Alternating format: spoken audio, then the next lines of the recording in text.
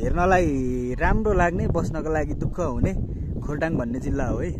खोटाङ जिल्लाको यो रोक्सिङ भन्ने ठाउँमा आज यो 2082 साल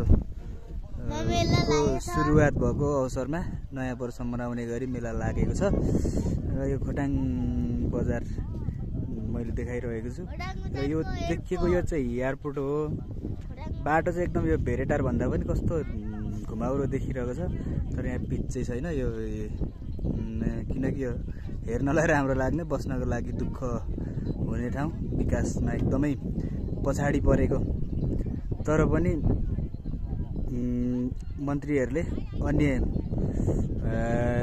जिल्लाका सांसदहरूसँग तुलना गर्नको लागि तुलनात्मक रूपमा म पनि राम्रो हो मेरो जिल्ला पनि राम्रो छ भन्नको लागि भयो नि सुगममा घोषणा गरेको जिल्ला हो तर एकदमै यहाँ चाहिँ विकट छ। यो चाहिँ सम्बन्धित